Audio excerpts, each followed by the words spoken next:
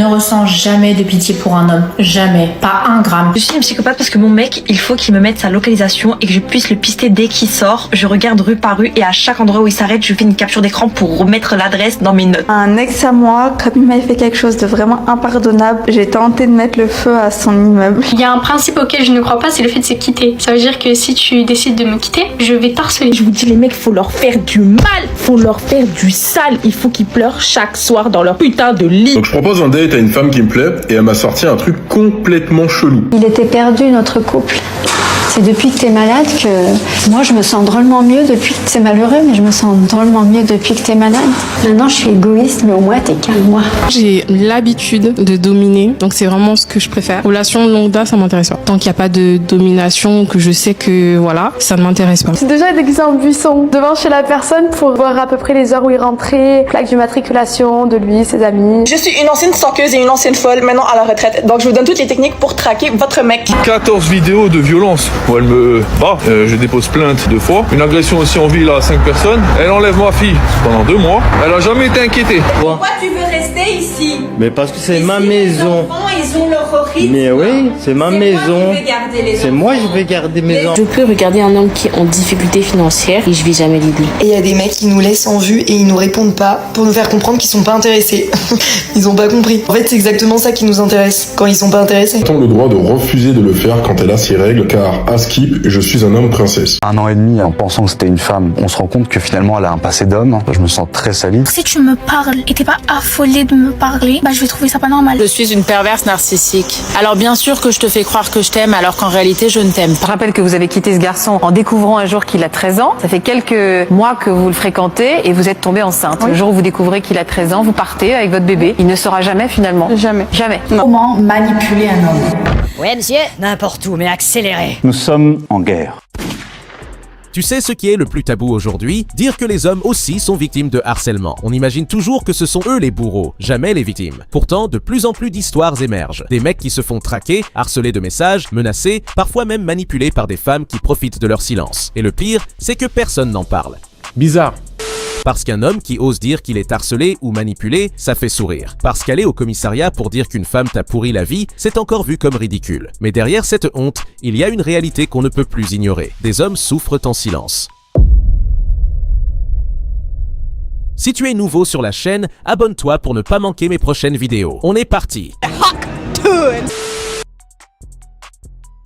Numéro 1, quand la drague et les émotions deviennent du harcèlement. Vraie question, a-t-on le droit de refuser de le faire quand elle a ses règles? Car à Skip, je suis un homme princesse. Les gars, dites-vous qu'à la base, je ne voulais même pas faire cette vidéo, mais là je pense que je me dois de réagir. Je pense que le message parle de lui-même. Et si je me permets d'avoir un avis et d'émettre un jugement, c'est parce que j'ai tout le contexte de la situation. Le truc c'est que je suis partagé entre le fait d'être extrêmement révolté de la situation et très interrogatif à quel point aujourd'hui, vous voyez où est-ce que ce nouveau concept d'homme-princesse a été poussé. Ça veut dire qu'aujourd'hui, parce que le mec refuse de faire quoi que ce soit avec la nana parce qu'elle est dans sa période féminine, il est considéré comme étant un homme princesse. Dois-je donc vous rappeler ce que c'est que la notion de consentement et que ce n'est pas unilatéral, que ça va dans les deux sens? Quand une femme refuse pour X ou Y raison d'écarter les cuisses, un homme a tout à fait le droit de refuser pour X ou Y raison d'enfourner une jolie gazelle. Donc là où je m'interroge, c'est est-ce qu'un homme finalement n'a pas le droit de dire non? Est-ce qu'il doit dire oui à tout prix? Mais de là à ce que cette femme puisse définir ce mec d'homme princesse parce qu'il a refusé d'aller plus loin, sachant qu'il y a quelque chose qui pourrait potentiellement le rebuter, je pense que là, on a un vrai problème. On parle souvent des mecs lourds, mais on oublie que ça existe aussi dans l'autre sens. Certains hommes reçoivent des dizaines de messages insistants, parfois à caractère sexuel, même après avoir clairement dit non. T'expliquer un cas qui m'est arrivé avec mon ex-femme. 14 vidéos de violence où elle me bat. Je dépose plainte 2 fois. Une agression aussi en ville à 5 personnes. Elle enlève ma fille pendant 2 mois. Elle a jamais été inquiétée. Pas une seule seconde. Alors qu'il y avait toutes les preuves, 14 faits de violence. Et c'est pas comme si elle avait pas de casier. Moi, à contrario, j'ai juste lui passé un coup de téléphone pour savoir où est ma fille. Bien sûr, les éducateurs aussi ont bafoué tous mes droits parentaux. Et j'ai été condamné. Moi. Elle, rien. Et ça, c'est pas que mon cas, hein. Ça concerne quasiment, bon je vais pas faire de l'abus, mais au moins 90% des problèmes conjugaux. Hein.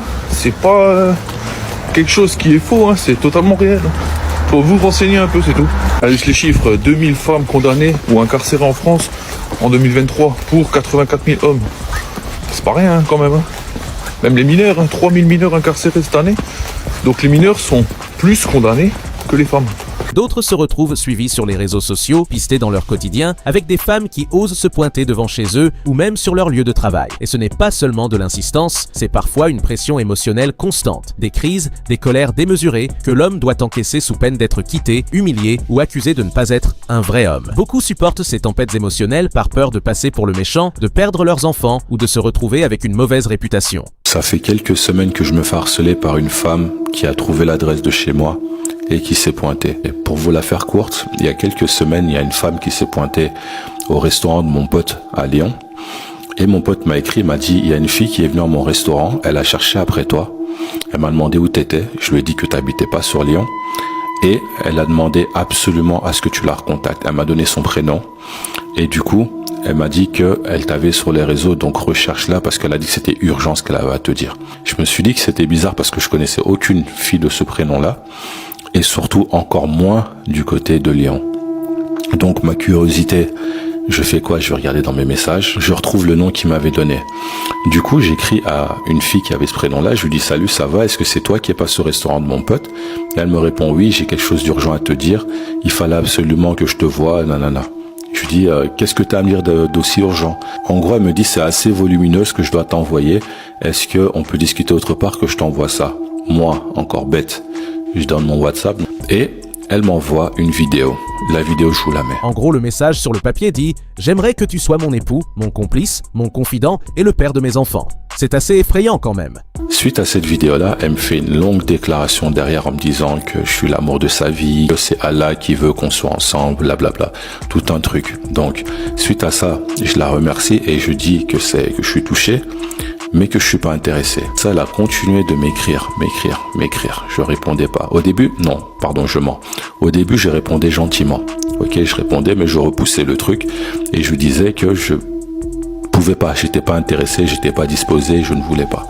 Mais elle continuait de m'écrire. Jusqu'au jour où elle m'a envoyé ça. Elle m'a envoyé une photo du quartier où j'habite, une photo qui était à 50 mètres de chez moi. Elle m'a dit, je suis dans ton quartier, t'es où? Là, j'ai commencé à avoir un peu des sueurs froides parce que je me suis dit, c'est quoi le délire? Sachant que cette fille-là, je ne savais pas à quoi elle ressemblait encore à l'heure actuelle. Je ne sais toujours pas qui est cette personne. Je ne peux pas mettre un visage sur ce nom.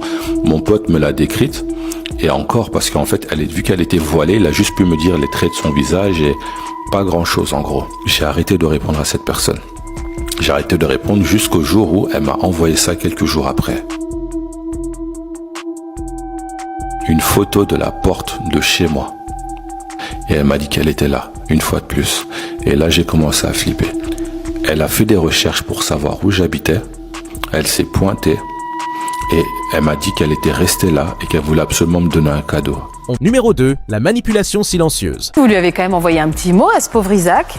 Vous et le dit pour lui expliquer pourquoi vous le quittiez? Non, rien. Alors je rappelle que vous avez quitté ce garçon en découvrant un jour qu'il a 13 ans. Ça fait quelques mois que vous le fréquentez et vous êtes tombée enceinte. Oui. Le jour où vous découvrez qu'il a 13 ans, vous partez avec votre bébé. Il ne saura jamais finalement? Jamais. Jamais? Non. Il l'a su, il y a quand on s'est retrouvés, mais alors, à l'époque, non. Vous vous êtes retrouvés? Ça va durer combien de temps cette fugue? Peut-être 5 ans. Quelle indignité. Le harcèlement peut être visible, mais il peut aussi être invisible. Manipuler la vérité, cacher une infidélité, tromper sur la paternité d'un enfant, taire un passé trouble, ce sont aussi des formes de violence psychologique. Des hommes découvrent après des années que l'enfant qu'ils ont élevé n'était pas le leur. D'autres réalisent qu'on leur a menti sur la fidélité ou sur la stabilité émotionnelle de leur partenaire. Et le problème, c'est que quand un homme dénonce ces manipulations, il passe souvent pour jaloux, possessif ou paranoïaque. C'est une stratégie qui isole et détruit peu à peu la confiance. En France, près de 500 000 hommes déclarent avoir subi au moins un acte de violence physique ou sexuelle. Et si on élargit à la manipulation ou au contrôle psychologique, le chiffre est sans doute bien plus grand, même s'il reste dans l'ombre. Je veux dire ce que ma copine a le droit de faire et en fait je m'en fous. Déjà elle peut avoir autant de potes mecs qu'elle veut en fait. Je suis pas son daron, voilà, tout simplement. Elle peut évidemment sortir en boîte sans moi. Enfin, c'est toujours pareil, en fait, je suis pas son daron, elle fait ce qu'elle veut. Et surtout, je lui fais confiance, en fait, tout simplement. Elle a le droit de me mettre des remis. Je sais qu'elle a des choses à faire, je sais qu'elle peut être occupée, c'est pas un problème. Elle peut avoir les mots de passe de mes réseaux, rien à cacher. Elle peut partir en vacances avec ses potes sans moi. Ses potes, je les connais et je leur fais confiance et je lui fais confiance à elle. Elle peut sortir dans n'importe quelle tenue. J'ai pas à lui dicter ce qu'elle porte. Et de toute façon, elle a que des croc-tops. Croc-top. Ouais, des crop-tops. En plus, elle est belle dans tout ce qu'elle porte et elle est à moi, alors ça me dérange pas. Pareil pour le make-up, s'il a envie de se make-up pour aller en cours, elle fait ce qu'elle veut. Je sais qu'elle essaye pas de plaire à qui que ce soit. À part moi, peut-être. J'espère. Elle a le droit d'avoir autant de mecs qu'elle veut qui la follow sur Insta parce qu'en fait, de toute façon, c'est moi qui réponds aux DM. Et oui, les gars, c'est moi qui vous réponds. Numéro 3. Pourquoi les hommes ne parlent pas? 1 an et demi en pensant que c'était une femme, on se rend compte que finalement elle a un passé d'homme. Je me sens très sali. Quelque part, c'est un vieux avec ruse. Hein. On s'est fait passer pour ce qu'on n'était pas. Et si j'avais eu ces éléments en ma possession, je l'aurais pas fréquenté. Donc, dans le même sens, on s'en salit 2 fois d'ailleurs. Hein. Quand on apprend qu'elle est transgenre et qu'elle est prostituée et infidèle et tout le reste. C'est pas ce qu'on voulait au début. Hein. On est quand même fondamentalement très attaché à cette personne. Je l'aimais beaucoup, cette personne. Je veux faire des enfants avec la personne que j'aime. Et ça, je le dis dès le début de la relation. Donc, le minimum syndical aurait été d'être honnête avec moi à ce sujet. Au moins de préciser une stérilité. Ensuite, est-ce que j'ai pas le droit de souhaiter une femme biologique dans ma vie? Est-ce que j'ai besoin de justifier le fait que j'aimerais une vraie femme authentique, qui n'a pas des troubles mentaux? Le silence des victimes masculines n'est pas une preuve que ça n'existe pas. C'est juste la conséquence d'une double peine. D'un côté, ils subissent la violence, la manipulation, le harcèlement. De l'autre, ils doivent encaisser le regard des autres. Les blagues, le déni, tu imagines? Aller au commissariat et expliquer que ton ex t'a piégé avec un enfant qui n'est pas le tien, ou qu'elle se pointe devant chez toi tous les soirs, ou qu'elle t'inonde de messages pour t'insulter, et voir les policiers sourire. Pour beaucoup d'hommes, ça ne vaut même pas la peine d'essayer. Alors, ils gardent tout pour eux. Et cette honte, cette solitude, détruit des vies. Si c'est mes droits. L'appartement. Non, et je toi, vais avec acheter. l'argent que je te dois, tu t'achètes un studio. Mais non, pourquoi? Et je te souhaite tout le bonheur du monde dans un studio. Mais pourquoi? Mais pourquoi tu veux rester ici? Mais parce que c'est Ici, ma les maison. enfants, ils ont leur rythme. Mais oui, c'est ma maison. C'est moi qui vais garder mes enfants. Les enfants, ils ont besoin de leur chambre. Pourquoi? J'ai une grande famille aussi qui Quelle peut. famille? Tu les vois jamais, ta famille? Toi aussi, tu les vois jamais. Mais Ta si, grand-mère, elle est là. et tout. Ta grand-mère est là, t'as jamais été voir. Allez, arrête, hein, s'il te plaît. Mais j'achète l'appartement. Mais ça va, ok. Ah ben, tu Ça sais va? quoi? Réfléchis bien à ce que tu es occupé à faire. Parce que, en fait, Tu me là, menaces? ce que tu es occupé. Non, je te menace pas. Je te dis simplement qu'il faut qu'on soit intelligents tous les deux. Je suis Parce que conscient. sinon, je vais devoir prendre un avocat. Et toi, tu vas devoir payer aussi. Et que les avocats, c'est 100 € par heure. Donc, tu réfléchis ça dans ta tête. Et réfléchis bien à ce que tu veux faire. Numéro 4. Les conséquences invisibles. Comment manipuler un homme? C'est très simple. Tu touches pas à son cœur, mais tu touches à son ego. Et c'est là où tout se joue. Alors écoute bien. Premier move, tu le rends incertain. Et là, je te parle pas de le ghoster 3 jours pour faire la meuf occupée, non. Là, je parle de créer une vraie tension. Tu réponds pas tout de suite, tu restes présente, mais jamais acquise. Et lui doit se demander, mais est-ce qu'elle s'intéresse vraiment à moi? Deuxième move, tu deviens imprévisible.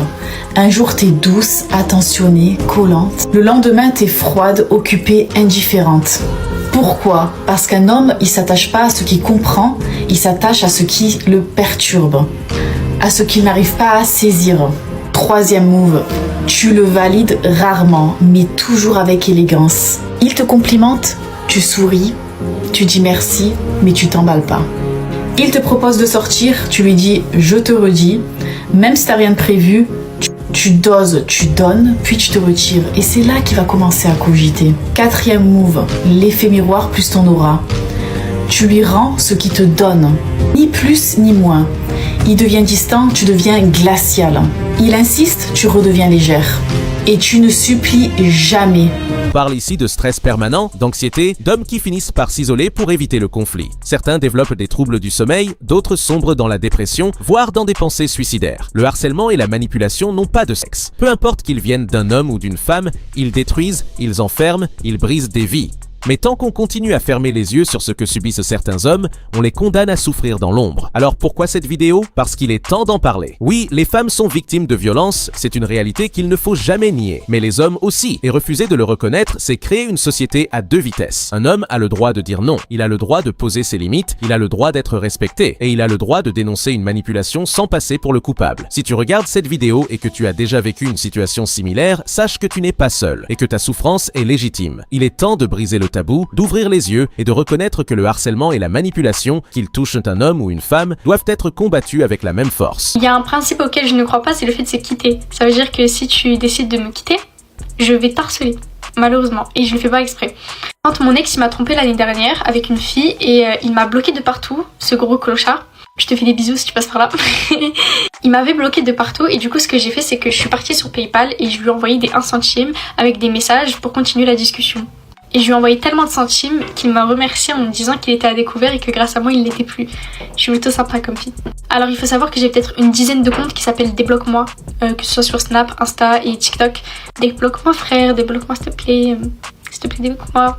Et ça crée des situations hyper gênantes quand du coup il y a un garçon qui s'intéresse à moi et qui voit dans les suggestions genre Léna, débloque-moi s'il te plaît, voilà.